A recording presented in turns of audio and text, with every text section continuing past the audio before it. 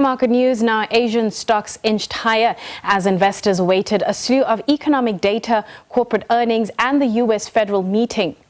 The yen was weaker a day after suspected intervention lifted it from 34-year lows. Meanwhile, We Buy Cars expects core headline earnings for the half year to increase by as much as 29%. The company uses core headline earnings to measure and benchmark the underlying performance of the business. Ahead of its JSE listing, the company incurred one-off professional, legal and listing fees of 45 million rand. To give us perspective on the markets, we are joined by Martin Smith from Anchor Capital. Martin, thank you so much for your time. We're in the middle of earnings season, yet at the same time, all our eyes are on the Fed meeting and some of the tone and language that comes out from Jerome Powell. What's your sense of market sentiment right now? I think those are the two big forces. You've got the market worried about the fact that you can have high interest rates for longer, and you mentioned it there. I think it's going to be about tone and message rather than decision tomorrow from the Fed. I don't think we're going to see any cuts or anything like that. But it's that worry and that nervousness mixed with the fact that you've got US earnings being quite strong on a kind of aggregate perspective. We're about halfway through earnings season and it's been very, very strong. And I think that's why the market's kind of ticking up / kind of trading water at the moment, because you've got a real nervousness around interest rates, but at the same time, the economy and corporate earnings look very, very good. Let's talk about those corporate earnings. Have they lived up to expectations so far? Yeah, so like I mentioned, we're about 45% halfway through corporate earnings season in America. Market is looking for about 6% growth for this quarter, about 10% growth for the full year. And so far, it's doing very, very well. You've obviously also seen some rhetoric around AI and CapEx in terms of what's happening in that space for a lot of these companies, which has been quite positively received. So far, the earnings have been quite strong and have been quite positive. And again, I think that's the reason why the market seems to be looking through valuations, high interest rates, and geopolitics for now. So let's see how the second half of earnings season goes. Let's bring things locally and talk about local equities. And the reason I want to do that is because Anchor Capital expects the SA equity market to be the top performing local asset class over the next year. Take me through that rationale and that view. Yeah, sure. So, I mean, it's no secret that SA equity JSE has been a very kind of poor performer over the last 18 to 24 months.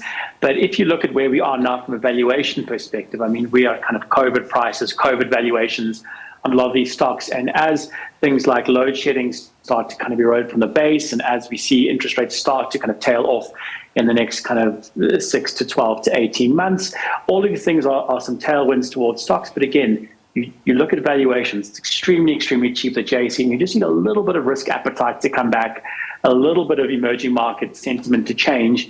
And I think you can see the JSE rally quite significantly from here. And if you look at it counter on the other side, going offshore where valuations are stretched, the dollar is seemingly been a bit too strong for a bit too long.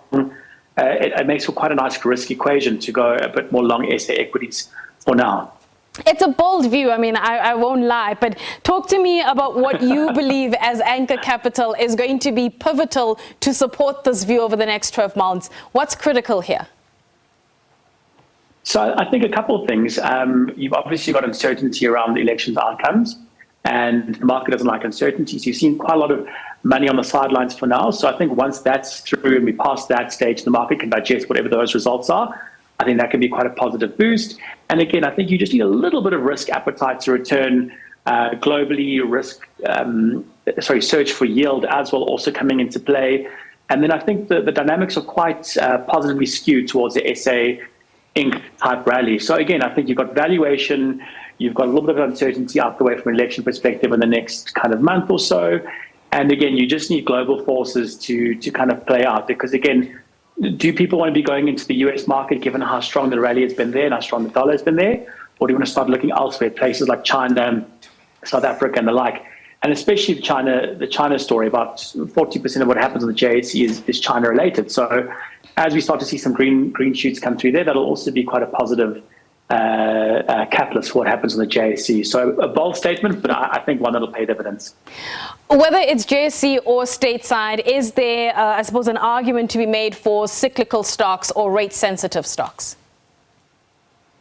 So, I mean, the rate-sensitive ones, obviously, I think you've got a lot of good news priced in the last 6 months or so, as the market was expecting interest rates to come off quite significantly. I mean, at the beginning of the year, we're expecting 6 to 7 rate cuts in the States, starting as early as March. Now we're expecting only 1, maybe 2 rate cuts starting only in September. So those interest rate sensitive stocks, I think, we're pricing a little bit too much too soon. And it's also going to be interesting to see how much longer this higher for longer interest rate narrative stays in the States. Obviously, with South Africa, while our interest rates are independent of what happens in the States, given that our inflation outlook is relatively decent, we are still kind of at the mercy of what happens globally. We don't want to move too quickly, otherwise you might have the currency blow out. So I think from an interest rate perspective and the stocks related to that, I think you've got to be a bit careful and maybe look for value in other places where you are a bit more protected from a valuation perspective. But either which way, in a global perspective, I think you are we're a little bit nervous in a global perspective, again, because those interest rates are staying a little higher for longer. But that's why I think SA equity might be the place to go. Martin, thank you so much for your time. That is Martin Smith from Anchor Capital. And of course, we are still in earnings season, focusing on stateside, the tech earnings coming through from there. Today, we're expecting Amazon to release their numbers. All eyes are on that Fed decision from the Fed. That is tomorrow. And then on Thursday, again, the focus is on Apple's earnings.